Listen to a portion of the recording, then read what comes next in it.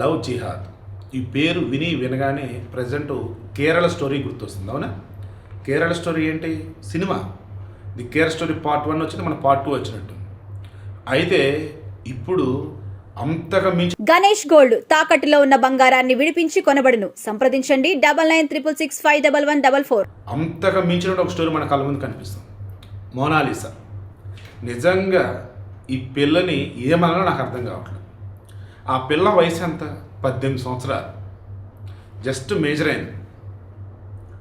ఆ పిల్ల నాగమ్మ అని ఒక మలయాళం సినిమా, లైఫ్ అని చెప్పేసి Telugu cinema, and the diary of Manipur ఏదో సనోజ్ మిశ్రా ఏదో సినిమా చేయాలి, ఇప్పుడు ఏదో ఆగినట్టుంది. బట్ మల్టిపుల్ ఆఫర్స్ ఆ అమ్మాయికి.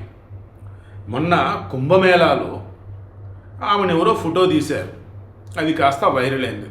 ఇక ఆడికి వెళ్ళిన వాళ్ళంతా కూడా పూసలు అమ్ముతున్నటువంటి ఈ అమ్మాయిని ఫోటోలు తీయటం, సెల్ఫీ తీయడం, హడావుడి చేస్తుంటే చివరికి ఆమెతో ఫోటో దిగాలంటే ఇంత డబ్బులను కూడా పెట్టున్నారు.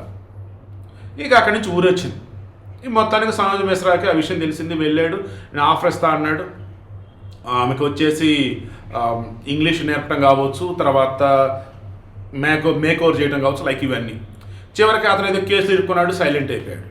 ఈలోపు ఈమెకి లైఫ్ ఇస్తా అన్నట్టు ఒక వాళ్ళు ఇల్లు వచ్చిన్నారు. తెలిసిందే కదా, కాంట్రవర్సీ అవని నార్మల్ అవని వాళ్ళు ఫేమస్ అయ్యారా అంటే ఇక ఎవరో కూడా రెడీగా ఉంటారు, మేము లైఫ్ ఇస్తాం అని.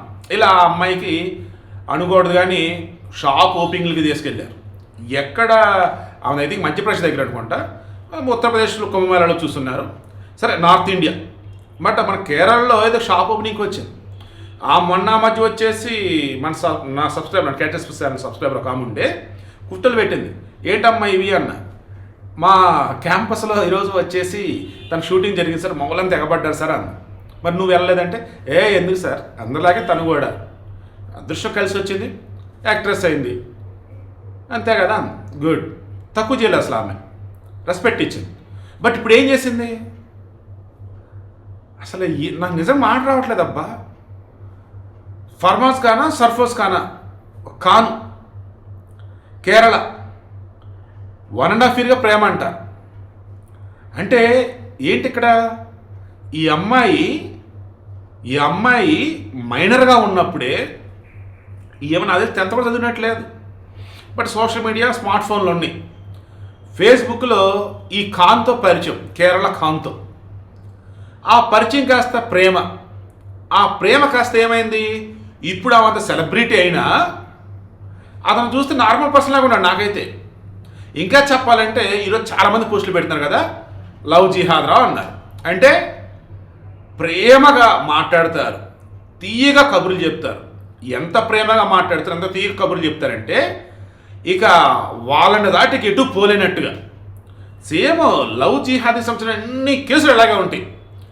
ఆ అమ్మాయి క్రిస్టియనా, హిందువా, బౌద్ధులా, సిక్కులా, జైనులా కాదు, ఎవరైనా కానీ ఈ ముస్లిం యువకులు కొంతమంది ఈ లవ్ జిహాద్ అన్న దానికి సంబంధించి మరి వాళ్ళకి ఎవరు నేర్పుతారండి తెలియదు. కానీ అసలు అవతల వాళ్ళైతే వీళ్ళు ట్రాన్స్లో పడిపోతారు అంతే, వీళ్ళు ఏం చెప్తే చేస్తారు.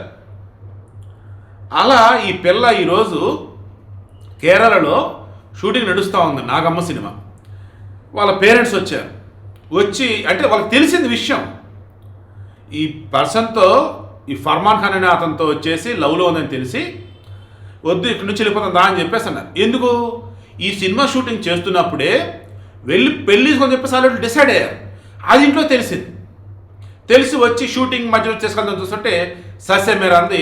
ఇక తిరువనంతపురం ఉంటే పోలీస్ స్టేషన్ వెళ్ళి కంప్లైంట్ చేసింది. ఏమని? అయ్యా నేను మేజర్, ఆ అబ్బాయి మేజర్, మేమిద్దరం మేజర్లు, మేమిద్దరం ఒకరికొకరు ప్రేమించుకున్నాం, ఒకరికొకరు పెళ్లి చేసుకుంటాం, నాకు ఇక వేరే పెళ్లి ఏమి ఇష్టం లేదు, మా ఇంట్లో నన్ను బలవంతం చేస్తున్నారు, దయచేసి నాకు రక్షణ కల్పించండి, మాకు ప్రాణహాని ఉంది. ఎన్నాళ్ళు కనిపించిన తల్లిదండ్రులు ఈరోజు శత్రువులు అయిపోయారు. ఎంత గవర్నమెంట్ అసలు. పసిపిల్ల ఒక రకంగా అమ్మాయి, ఇప్పుడిప్పుడే కెరీర్, అసలు అద్భుతమైన కెరీర్ అసలు అమ్మాయికి. ఒక్కసారిగా ఈ లవ్ జిహాద్ ట్రాప్లో పడి ఏం చేస్తుంది అసలు?